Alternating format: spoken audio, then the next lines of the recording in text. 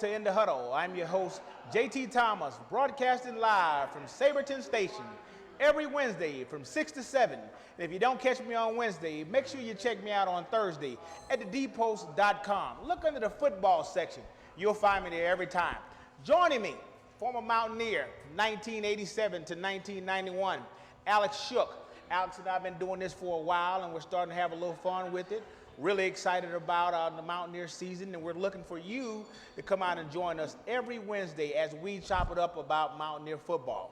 Alex, we had a pretty good one this weekend. We had an opportunity to watch the Mountaineers, do what they talked about defense. We saw a lot of that. So what we're going to do is talk about Georgia Southern and what they brought to the field in terms of watching us on this past Saturday. I was happy with the defense. I thought we did what the defense was supposed to do against an inferior opponent that was playing with a backup quarterback in front of a hostile Mountaineer crowd the opening game at night. We shut them down. They're a one-dimensional team. They had, close to 200 yards rushing, but really never threatened us at all throughout the game. And I thought anytime you shut out a team like that, the defense acquitted itself well and at least so far lived up to its preseason billing and hype. Absolutely. You know, this team is just not any team. I mean, this team won their conference last year. And this team was used to putting up big numbers, but the Mountaineers just did an outstanding job of playing solid defense all the way around. I mean, if you think about it, you remember what Coach Gibby said about this team. They practiced and they focused on this team for nearly 2 or 3 months. I mean, he talked about having nightmares about this team because that triple option was, most of the time you think about it and don't realize how potent it can be. But I would say that Coach Gibby did a good job of chopping that one up and making sure the team was ready. Wasn't a lot of gaps, and when there was one-on-one opportunities, we tackled well in the secondary. I think I saw where Coach Fritz for Georgia Southern said he saw 9 separate occasions where we had guys in the open field one-on-one, and we tackled really well. And that speaks to the depth and leadership that we have in the secondary. A lot of experienced guys back there. Our best players are on the back end, KJ Dillon and Carl Joseph. I was also, I think, happy with the way the game started. About the second play of the game, I think it was Nick Kwiatkowski really laid into that backup quarterback they had, and I'm pretty sure he didn't want to run the ball much after that. And they really set the tone with their approach to defense. I spoke to several people before the game, and we talked about what was going to be the difference makers between this game. I said, listen, no matter what team you played in the past, we have KJ Dillon and we have Carl Joseph running those alleys. And when you got safeties and almost linebacker, when you look at KJ Dillon, you're talking about a guy who almost looks like a linebacker, small linebacker, who does an outstanding job of running the alleys, and that's not safe for a quarterback. As you mentioned, when Nick Kwiatkowski and Jared Barber played very aggressively and attacked the football, that eliminated some of the options for the quarterback. Those guys did an outstanding job. Yeah, and they're the guys that we expect to be the leaders on this team. They're seniors that played a ton of football for us, so hopefully they can carry on this success throughout some of the tougher opponents that we have coming up. And they will. Let's talk about offense a little bit, because that was that one question that I thought that our fans, and in fact, I would even say some of the players themselves, specifically Skylar Howard, going into his first game, he came out and I thought he played quite well. Oftentimes, I think people kind of misinterpret when a quarterback is really trying to find his rhythm and get his timing together. But I thought Skylar did an absolutely great job of controlling that offense and really getting the guys moving up and down the field. I thought he managed the game. He distributed the ball well. He found those young receivers that I think that are going to be exciting for us, and hope Mr. Durante and Gibson can build some consistency going forward. But they had fantastic opening outings, and I was impressed with Skylar. He managed the game. It was 350 yards passing. And I think he's a threat to run the ball, too, and he's going to help our offense be more explosive with that added running ability. I absolutely agree with that. I mean, when you think about West Virginia in previous year, and I would say in the last 4 or 5 years, people for the most part used to pin their ears back and kind of get after our quarterback. But now, Skylar's become that third option for us. Obviously, we've been very solid when it comes down to having receivers. In the last couple of years, we've sent receivers to the NFL. Now we have a quarterback. Not only can he throw the ball, he can utilize his feet to escape every now and again and be productive on the football field. I mean, he's not the Pat White type of guy, but he, in his own right, he's done an outstanding job of utilizing his feet to get out of tough situations. He's dangerous enough that you have to account for him because he can gain yardage on the ground. And I think one of the good things that came out is he connected on some deep balls early on, and that's going to help us down the road to prevent those safeties from cheating up too close to try and make us one-dimensional and shut down our running game. So getting those wide receivers loose, and they're going to get loose against a lot of cornerbacks, getting those young wide receivers loose in the secondary, they're going to have to respect that. We're not going to have 9, 10-man fronts to run against, and we'll open up more lanes for Wendell and Russell going forward because of that. Absolutely. You know, when you think about it, you know, when I reviewed the film, I noticed that we hit 5 different receivers. You got guys like Jordy Thompson that started off the game catching the ball in the middle of the field, which I thought Jordy does a great job of possession of the football. Nikhil Short did a great job of doing catching a few passes. And then whenever you have 2 receivers that go over 100 yards, you're doing something right. You're doing something right, specifically in the Big 12. I'm very, very, very excited about our guys. And the fact that we didn't, and I think we showed a lot. We showed our opponents that we could throw the ball down the field. And what was very surprising, as you mentioned, Russell Shell and Smallwood. Smallwood, in my opinion, became a better runner between last year and this year. I mean, he absolutely seems like he was in a different gear on the field this season, starting off. Yeah, you know, watching the game live, I didn't think it looked like we were really dominant with the running game. When I went back and watched the film and looked at some of the stats, I think Wendell averaged over 8.5 yards a carry. Right. And I think Russell averaged over 5 yards a carry. And we did push them around a little bit, but it seemed like we had to back those safeties off. And with some of the early success with the long ball, I think opened things up for our running game a little bit. I did have some concern that 4th and 1 play where you know, they knew we were going to be running it up the middle, and looked like the right guard just absolutely got blown up on that play, and we didn't have anywhere to go. So that's a concern that we need to be a little more dominant and be able to run the ball when teams know we're going to run the ball. So, you know, hopefully we're going to develop some consistency with the offensive line, and we're not going to see, I think it was Mr. Bosch. I hate to call him out like that because he got absolutely stuffed back into the line of scrimmage, and that's what blew that play up. We were outnumbered on the front there. We didn't have enough guys to block him, but Bosch was the one that got blown up on that play and caused that thing to fail. You know, the good thing about that, though, it's good to see that kind of stuff early, so we know where and who we need to focus on in terms of when those guys go back to the film room, they will focus in on where they need to get better. And for the most part, we got a young line.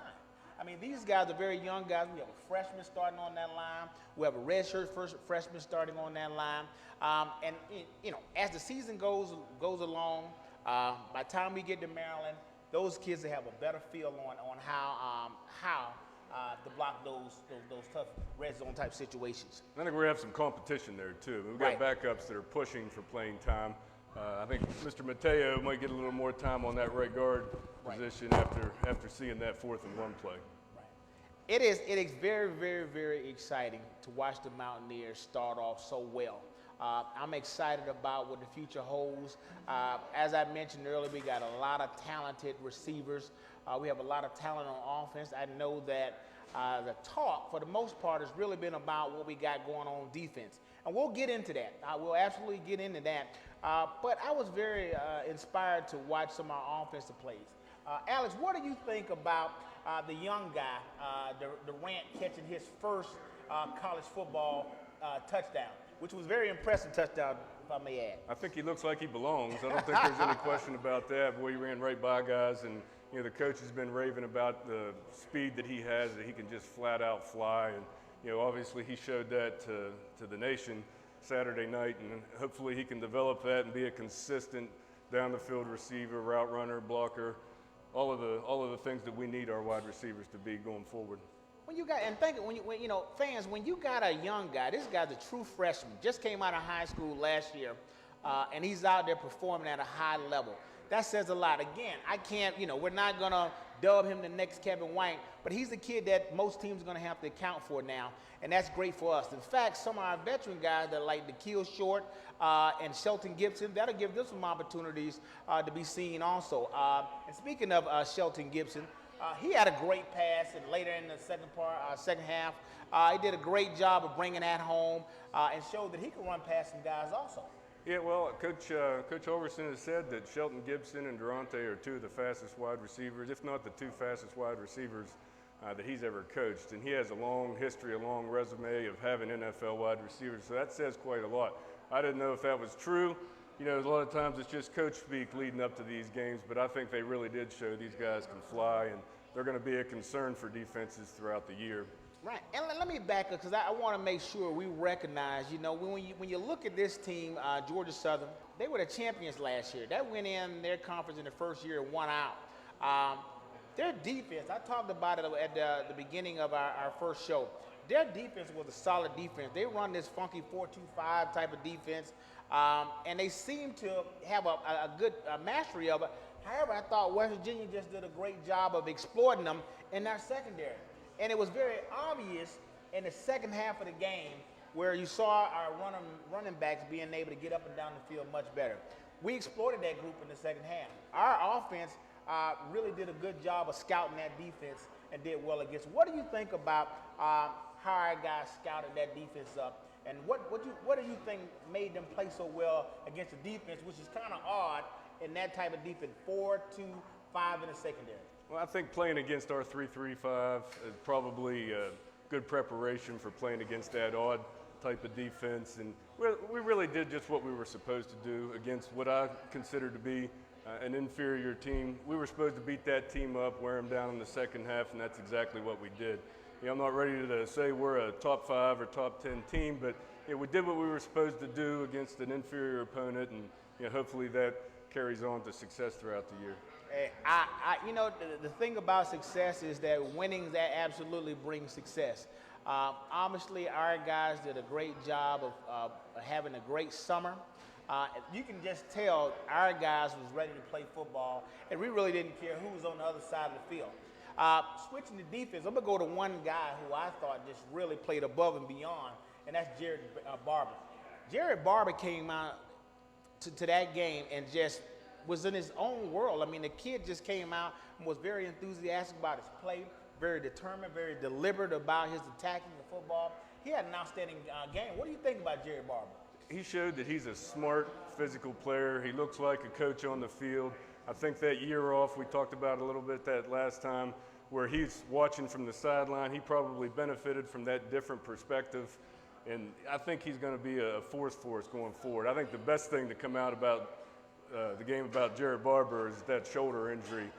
Wasn't anything too serious. He said it just slipped a little bit, and he was going to be fine going forward. Right, and I'll tell you guys, as a former linebacker, those shoulder injuries, you know, I remember you being able to have a stinger early on. You want those early on so you can play the remainder of the game. You know, I'm sure I was just as worried about it when he got hurt. I was worried about that knee, but I was happy to find out it's nothing but a shoulder issue that Jared will certainly play past. I'm excited for Jared Barber. I'm glad to have him back. And I'm sure guys like Nick Kidakowski and Shaq will do a good job of being productive, helping them be productive this season. I'm excited for that whole group. You know, one component about our defense that everybody's excited about is that secondary. The secondary we have, I think, is one of the top in the Big 12. They're long, they're experienced. The cornerbacks played a lot of football. The safeties have probably go down to one of the best pair of safeties we've had in Mountaineer history with K.J. Dillon and Carl Joseph, and Darrell Worley's a force on the outside. And it'll be interesting to see them match up against some of the bigger teams. They showed they were good tacklers against this Georgia Southern team because obviously they were without their number one quarterback. They had a backup guy that wasn't too proficient throwing the ball. So we'll see how they match up against some of the bigger teams coming down the stretch. They'll have the opportunity to acquit themselves against pro caliber players. Absolutely. Well, we're going to take a break right now. As I mentioned last week, we're going to start this new deal where we kind of give out a trivia question in hopes of doing some giveaways. We're going to start off with this giveaway, this T-shirt. But I want to remind you to make sure that you check us out every Wednesday at Saberton Station. If you don't catch me on Wednesday, always go check us out on the dpost.com under football section. So first up, we're going to give away this T-shirt, Suburban Station T-shirt, and I got a trivia question that I know Mountaineer fans will know. This season, this past week, who was voted Auto Nation's National Player of the Game this week? Can someone give me that answer? Auto Nation's National Player of the Week. Carl Joseph. You are absolutely right, sir. You will win this shirt. I want to thank everybody for participating in these events. I mean, every week we're going to be looking to give away something. We want people to come out and enjoy the show. As I mentioned before, this is a great platform for former players to be asked about what do we think about the game. Obviously, we're certainly Mountaineer fans, although we're going to just tell it like it is. You know, as Alex just did, call one of the linemen out. We'll call you out, but it's all in love and hopes that you get better. Let's jump back into defense, because I'm a defensive guy, and I'll tell you, I like our defense. In fact, Alex, I've said this, and I hope I'm not over-exaggerating, but when I look at this secondary, I think of guys like Aaron Beasley, Mike Logan, Van Washington, and Charles Emmanuel. If you remember, all four of those guys are former NFL guys, you know. And I don't want to christen these guys, but I do want to say I think these guys have learned to play together, and that was the difference when those guys played in 1996. Those guys were able to play together. What do you think about this secondary? Yeah, I think they have the chance to be good like that secondary. I want to see them do it against Maryland. I want to see them do it against Oklahoma, TCU, Texas, all of the big schools, Baylor. They'll have plenty of great passing teams, great offenses in general to test themselves against. I'm not ready to declare them the best secondary in the history of our school just yet. Let's wait until we see what they look like at the end of the year, what our defensive stats look like. But they certainly have the potential. They're talented guys. They're long. They can run. We have some pass rush. Looks like it's going to be a little bit better up front, so they don't have to spend all day back there covering these guys. So let's reserve judgment. We just played a team that run the ball 90% of the time with their backup quarterback until we declare them the best secondary of all time. But they got a chance. They certainly got a chance. I agree with that, and that's absolutely fair. I just think athletically, and my thought comes from last season. I saw them play against TCU. That same secondary. I mean, those same guys that played last year, did very well against TCU, and obviously we did well enough to beat Baylor last year. So I'm not just going off of air. I think these guys got a few games underneath their belt. I think they're going to be better than they know they can be. The key to them being successful is them paying very close attention to what Coach Gibby is assigning them, and then they have to be able to play together.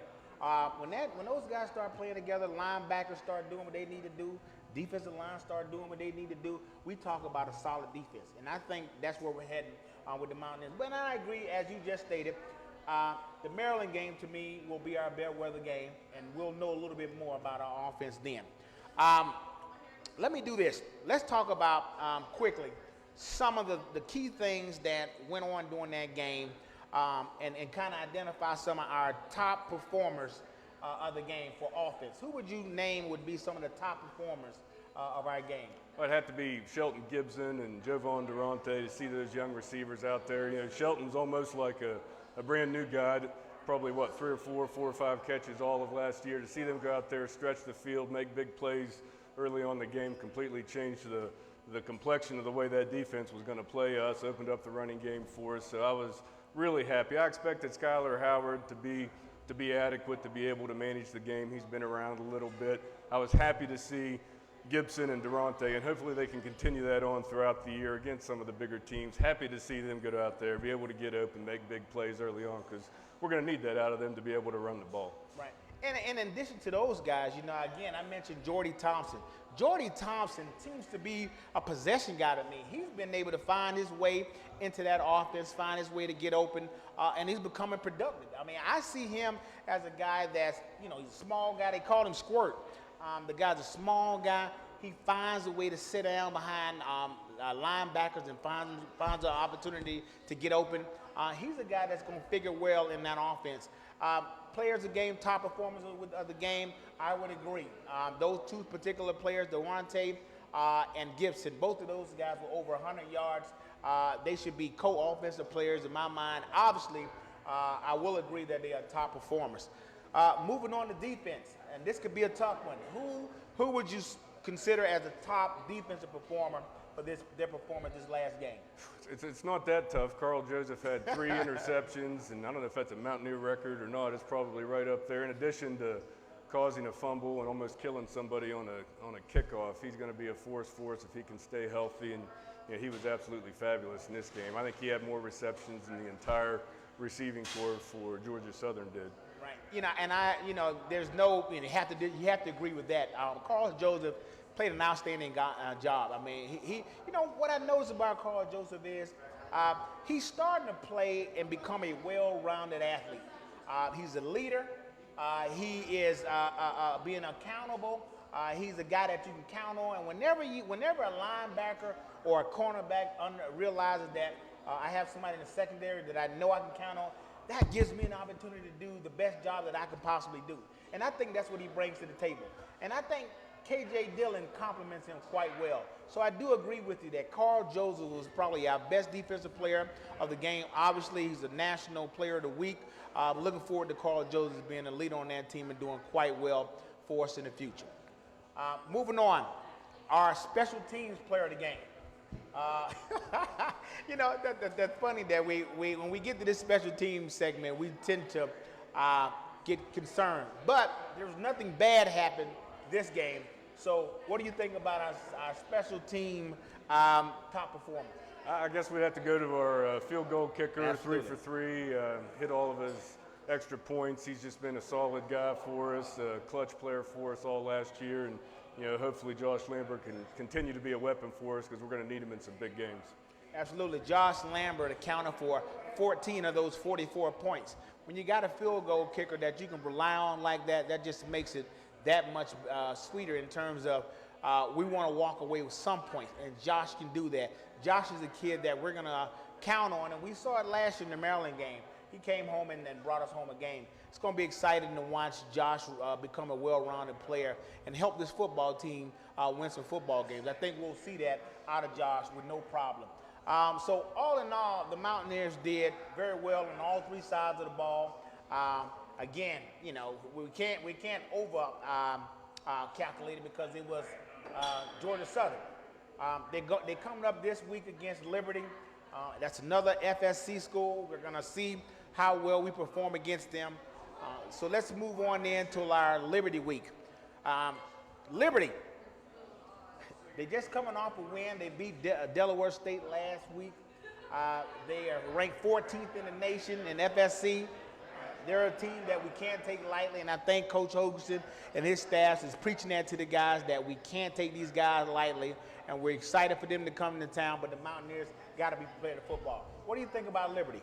Well, I think the Mountaineers got to worry about the Mountaineers first. If we're ready to play, this is an FCS team. They're a division below us. They don't have the number of scholarship players that we do. They don't have the quality or the depth. If the Mountaineers come out ready to play, they'll make a lot of stupid mistakes, a lot of stupid turnovers. You know, to take care of business, we're going to beat Liberty. The concern is that there's a letdown. It's not the opening game of the season. We're playing another knowingly inferior opponent. It's not a night game, all those things that made that first game so exciting for everybody. You know, you hope guys can get up 12, 13 Saturdays a year, but for some reason, sometimes teams come out flat. So, you know, we need to take care of the Mountaineers first. But this Liberty team is a team, I did a little bit of research. They made the playoffs last year. They're coached by Turner Gill, a guy that's had some success at different levels, has been around a little bit.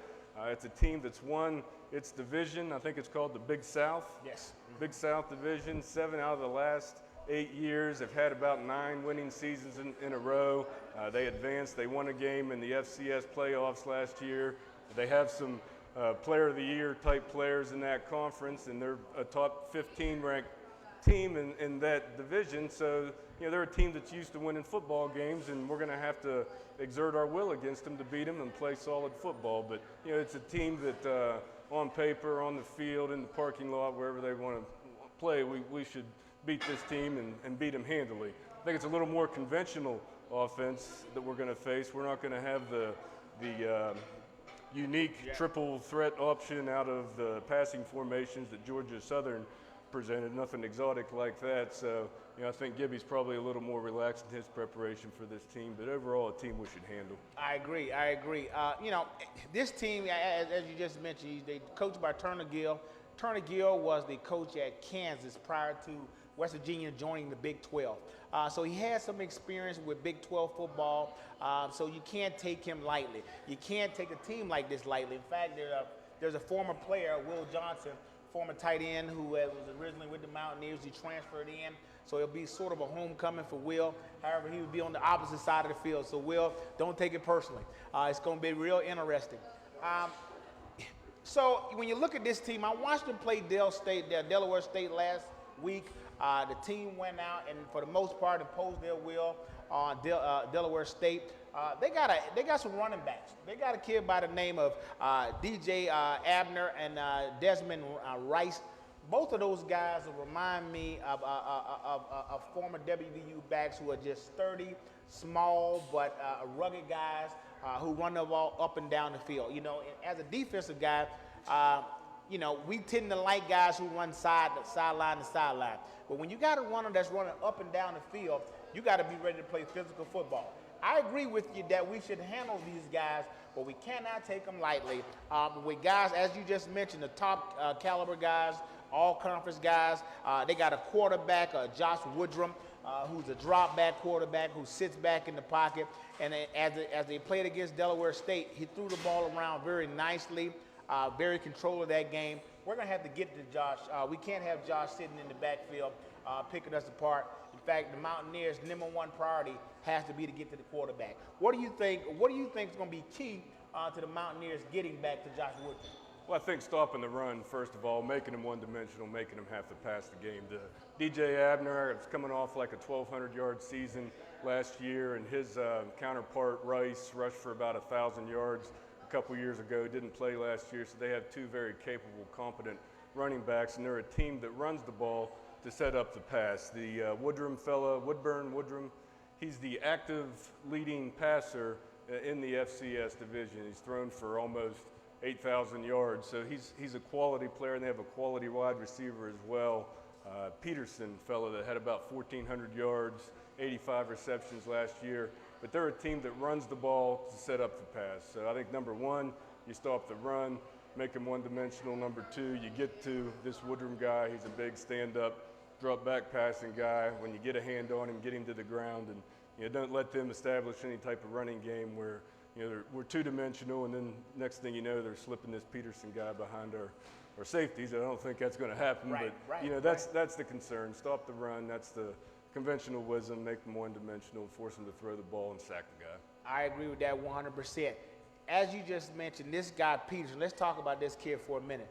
This guy, Darren Peterson, is the Kevin White of that football team. They want the ball in the hands of Darren Peterson. We got to be able to cover this guy, which I don't see being a problem, but he is the Kevin White of Liberty's football team. We shut down that run, make him throw the ball to Peterson, and I'm talking about us seeing Carl Joseph become a leader in the interception realm, because I think if we do that, I think Chestnut and Worley lock this guy down. If we take away those weapons, this guy, the quarterback, Josh Woodrum, is not a runner.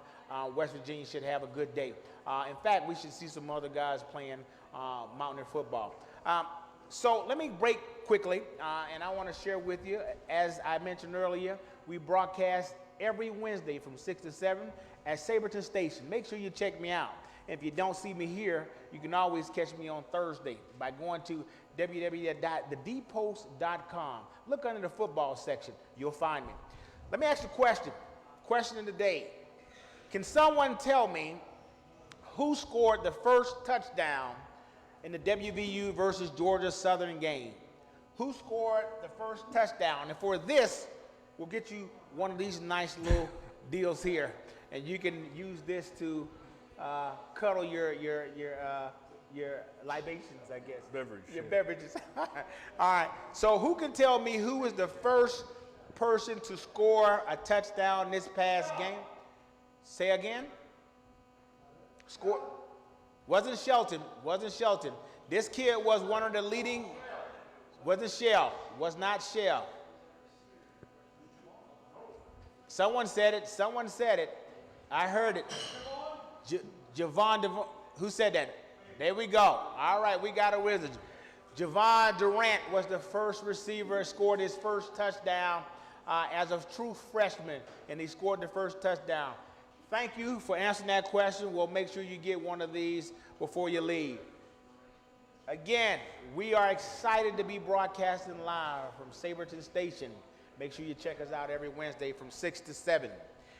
As we continue, we're going to keep talking about Liberty because that's the next opponent on the schedule. We should have a good defensive day.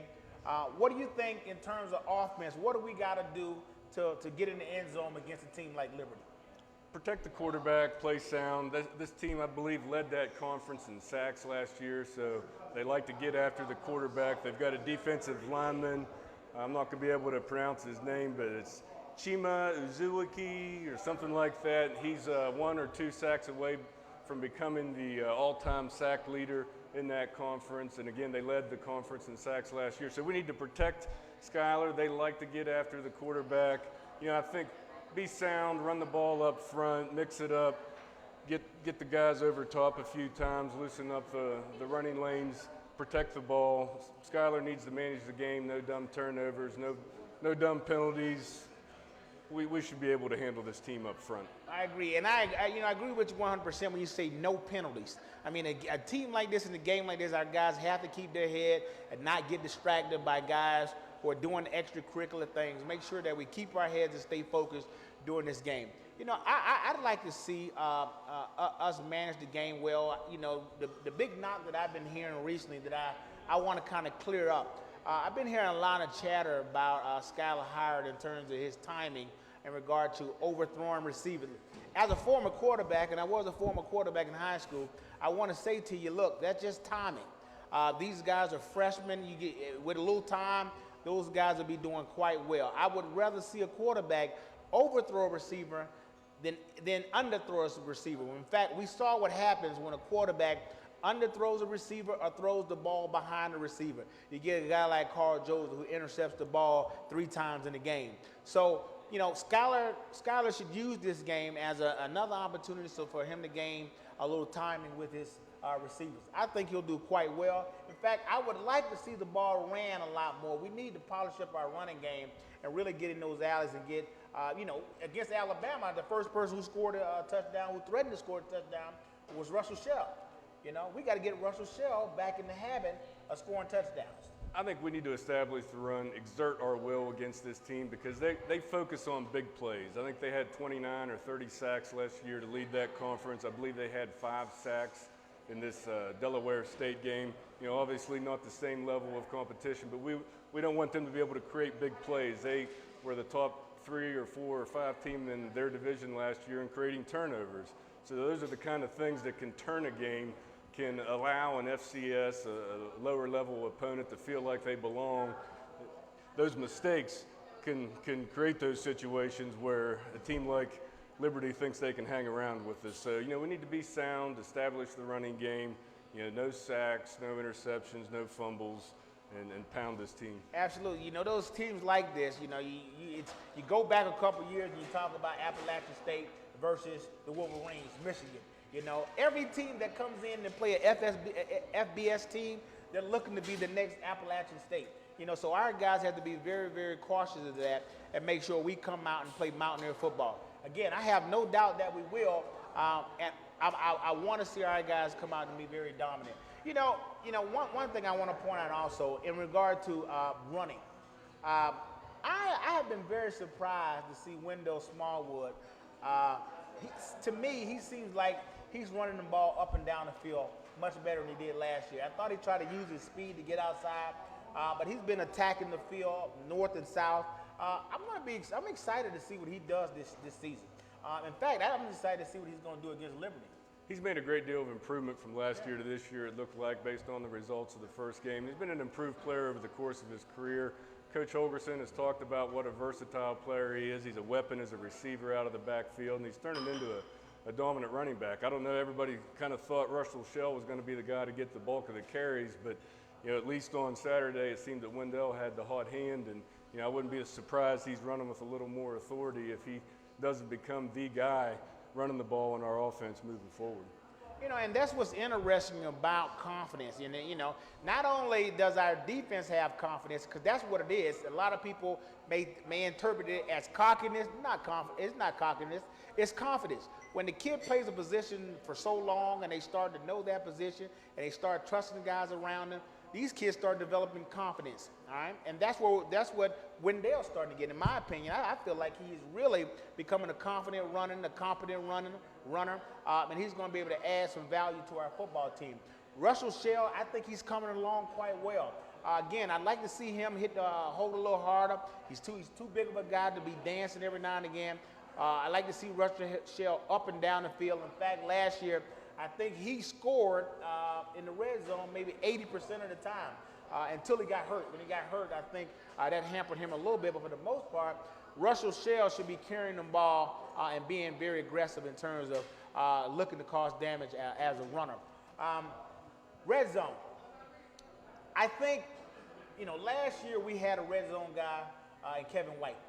How are we going to do this year in terms of figuring out who we're going to get to the ball in the red zone? Are we going to be a passing team, or are we going to try to run the ball down someone's throat in the red zone? I think we have to do both. If we're going to be successful against the big teams, we're going to have to be able to exert our will, run the ball when teams know we're going to run the ball. And that's going to require some development. We got a couple new guys. We're going to have a new right guard. We got a new left tackle. They're going to have to gel. But hopefully, and I think there's some competition that's going to help as well, hopefully these guys are going to gel to become a force where we can push people around a little bit, even when teams know we're going to run the ball. But in order to be a competent red zone offense, you have to be able to do both. You have to be able to run the ball and throw the ball. And hopefully we'll develop a guy. We don't have a jump ball guy on the team like Kevin White from last year, but hopefully we'll develop a receiver like that's dangerous for the jump ball and be able to complement that power running game inside the 20-yard line. One thing that I'm hoping that we can do, and again, this is not a spread era. I'm going back to my era. I'm probably dating myself a little bit. I like to see the old boot and waggle because, Skyler's not a very tall guy, but if he can boot out and you got some tight ends crossing or something like that, you're talking about some different options. You got some run options. You got some pass options. Again, I'm not hired to be a coordinator, but I think something like that would work for a guy like Skyler. Not very tall. When you're in that red zone like that, you're going to get people that are pinning the ear back coming to get you.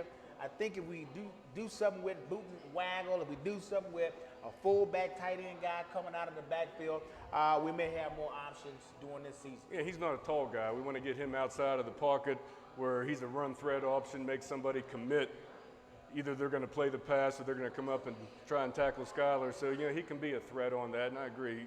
He would be a good boot and waggle quarterback so he can get out there and have a little bit better viewing lanes to throw the ball. See, that's the old quarterback that's coming at him. I'm talking about plays now where we can get the quarterback out in space and make some plays. In fact, I really like Skyler Harris because I think he's a quarterback's quarterback. He's a guy that's looking to be very productive. He's a guy that wants to be in charge. He's a guy that will put the team on his back. And I saw in last game, he would go for those extra yards. One time he took a hit that I wish he would have slid, but he wants to show the team that, hey, I'm a tough guy, that I'm going to battle for every inch. And when the team starts seeing a guy like that perform, they get right behind him. I just think you need to be a little careful every now and again. When we get the Big 12 play, you better be a lot careful. He showed it now. He don't have to show it anymore. Right. Next time he can take the slide. But I think he's going to gain more confidence as the year goes on. He's played a couple games last year. He's been around a little bit, but he's going to become more and more comfortable in that leadership position, in that offense. out on Mountaineer Field playing against the Big 12 opponents. So it'll be exciting to see how he develops going forward. And I was happy to see Crest get in and score a touchdown as well in the game. It's gonna be nice if we can get William Crest in every couple plays to watch him develop. I mean, I think we saw the scenario happen last year where Skyler was ready to go. We always got to keep a guy ready to go, and hopefully William will get his opportunities. But again, Skyler's doing a great job right now. Our Mountaineer fans, we need to stick behind this guy and help him build his confidence up. And I think with that, with building his confidence, we help this kid become a winner for our program. In fact, I know he's a winner because he's come a long way to get where he is. This kid is a determined guy who's willing to go out there and fight for his team. Very excited about our Mountaineers this upcoming season. So I got a few questions. That I jotted down that I'd like to get some answers to. How do we beat the 4-3 defense that Liberty is going to run? Again, 4-3 defense, you got 4 front linemen with 3 solid linebackers, and you have a 4-deep backfield. How do we beat that 4-3 with the spread offense? Well, I think we got to be able to establish the run against them. It all goes back to that. If they can't stop the running game, they're not able to pin their ears back with that Chimi Uzoaki, who's their all-time sack leader. So establish the running game, bully the team, pass when they expect us to run, and we shouldn't have any problems with this team. Last year, one thing I think that we weren't high in terms of deliverables is turnovers. Again, we're starting off great now, but it's going to be very vital, very, very important for us to focus on turnovers because, we saw throughout the season, the team that wins the turnover battles tend to do a better job in terms of coming home with a victory. That's one thing that I got jotted down that I wanted to just talk about is our ability to turn over, get teams to turn the football over. How important do you think that will be for the Mountaineers this season? Well, it makes the difference probably between 3 or 4 games. Between special teams, miscues, and turnovers, it's definitely cost us a couple games last year. But this Liberty team, they specialize that, and they were one of the tops in their FCS division, number 3, I think, and turning other teams over. So it's going to be important for us, not only in this game, but throughout the year to win the turnover battle. It was amazing. We had a winning record with how bad the turnover margin was last year. We were one of the worst in the nation, I think. Right. That's one of the things that, as I studied up for this season, I knew that it's very, very important, vital for us to start winning some of these turnover battles each and every game. It's just that vital. I mean, especially, people are going to be coming after. We got a new quarterback. The smart teams, and all of them are smart teams, are going to be coming after our guy and trying to cause him some trouble. To help him out, we're going to have to cause some turnover, and that means making interceptions and scripting balls. I hate to see teams that tend to want to try to strip the ball in the fourth quarter. I remember when I played, we talked about scripting the ball in the first quarter. We want the ball every single time, and I think our Mountaineers, if once we start getting on that, getting that mindset, as I said last season, Coach Nealon used to talk about special teams being for special guys. Well, a part of that, those special guys were also guys, every guy willing to go out there and try to cause a turnover. So for the Mountaineers in 2012-15 season, I'd like for us to focus on becoming turnover experts. Looking forward to Mountaineers being better at turnovers. Let me go into a break really quick. Again, I want to remind you that we're here every Wednesday from 6 to 7 at Saberton Station. If you don't catch me here, you can catch me online at thedpost.com. Look on the football section. I'm going to go into a question. I have another question for one of our guests, and I'm going to give away something. I'm going to give away 2 things this time. I got a little ball, and I got another one of these cozy little things that you can hold a beverage with. Question, and true Mountaineer fan would know this without a doubt. Who is the winningest coach in West Virginia football history? Bam, my man right here got it. Don Nealon is the winningest coach in West Virginia history. That's a good job, good job. I tell you, a true Mountaineer fan would know that. And we might need to recruit this guy. He just caught this pass. Good job, good job. Again, guys, we're excited to be here. We're down here at Saberton Station. Again, every Wednesday from 6 to 7. Make sure you come check it out. And before we got started, I mean, last week you talked about the food's good. Food's good. The good libations are down here. Beer's cold. Beer's cold, you know. It's always nice to be in the place that we're talking football, we're having good food, we're having a good time. Few Mountaineers are in the space. So, guys, come on out and let's talk a little football. Again, let's get back to Mountaineer football. Because we can do this all day. I mean, I kind of enjoy this. So we're going to wait till somebody to stop us, but we're going to keep talking about Mountaineer football. Liberty, I mean, they come in here. You know, I want to talk about this because I thought this was very interesting. The atmosphere for this first game has been, in fact, not just the first game this season. I'm on the message boards, I'm on Facebook, I'm on all these different places. And just the chatter that you're getting from fans right now about this season is just, it's unlike something I haven't seen in a long time. Where's that coming from?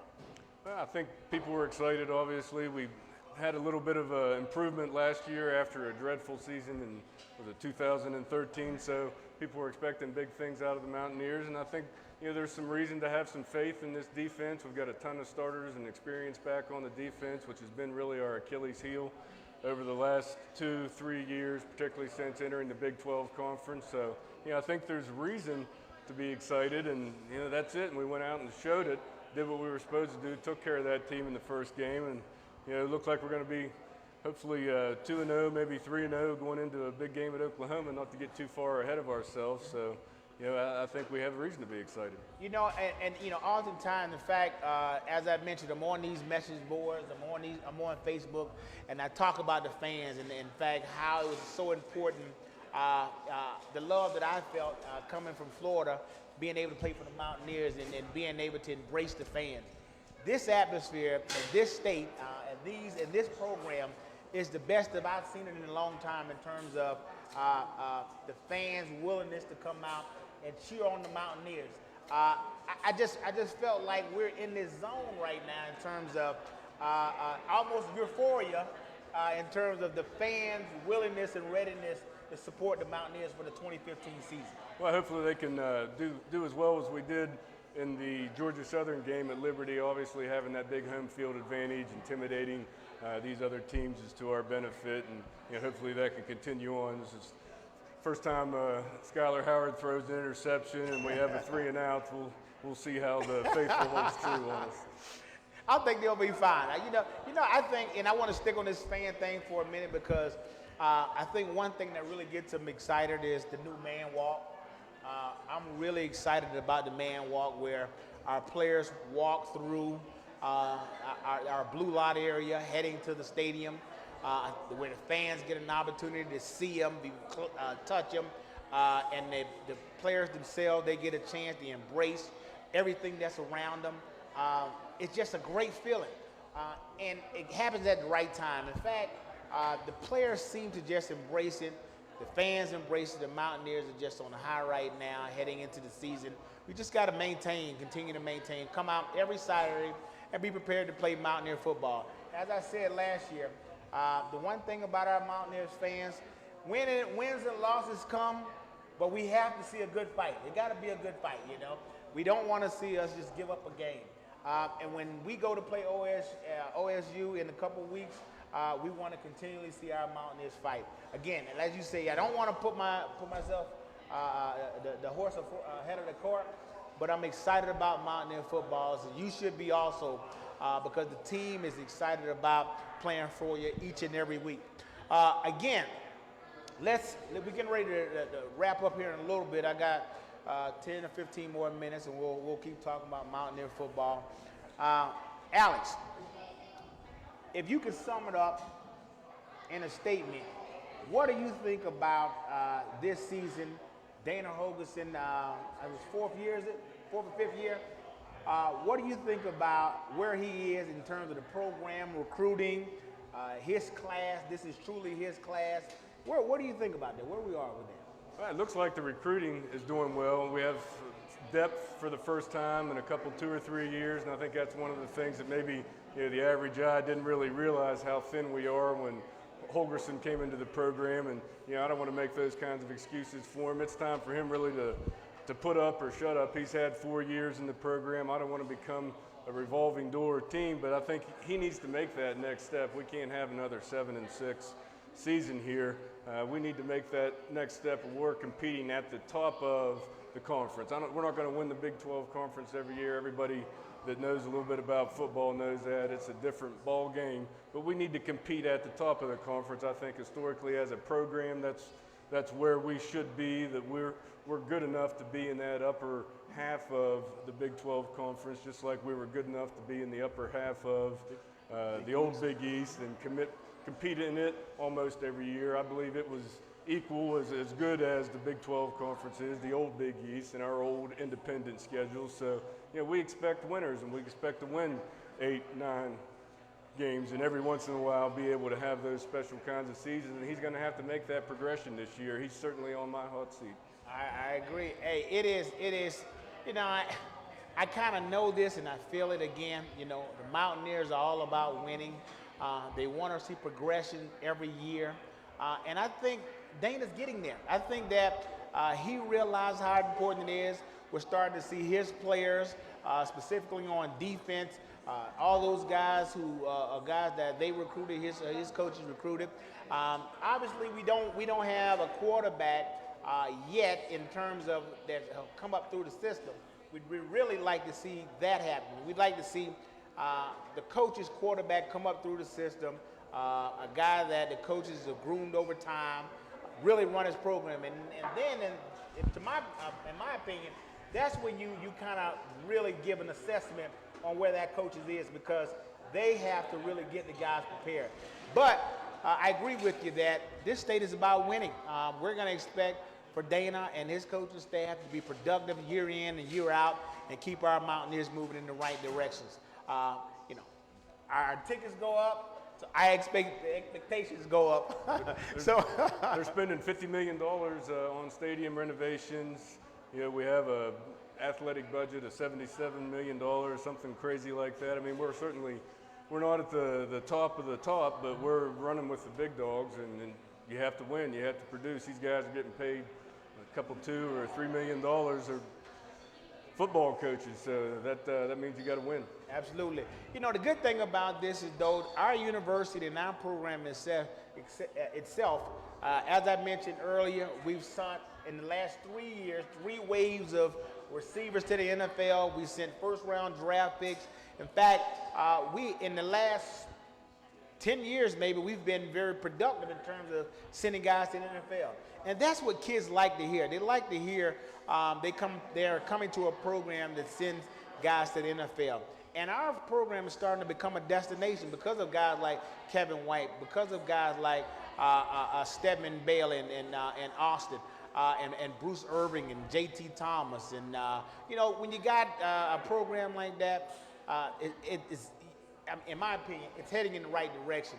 We just got to keep the cart on the rail and keep it moving in the right direction, because us West Virginia fans, we can get a little fickle when we start to see things kind of deteriorate. So really excited about it, and I'm happy about it, and I'm looking forward to us having a successful year. Alex, closing words. I need a prediction. I think we're going to beat this team 38-45 to 10. They might score a couple times on us, but we're going to dominate this game. 38-45. I think the Mountaineers don't let them get past 14. If they get that, I think it'll be a high-scoring game for us. We'll score over 40 points, and we don't keep them around long. I think we're just there. I think because they're not a team that will cause a problem in terms of trick plays or funky formations. I think it'll be a team that we're kind of used to. We'll be excited about it. Well, listen, we're going to close it up with that. Guys, I want to thank everybody for coming out. I want to thank my co-host, Alex Shook, for once again being part of the program. And I want to remind you yet again to come out every Wednesday from 6 to 7 at Saberton Station. And if you don't catch me then, make sure you check me out on thedpost.com. Until next time, huddle up.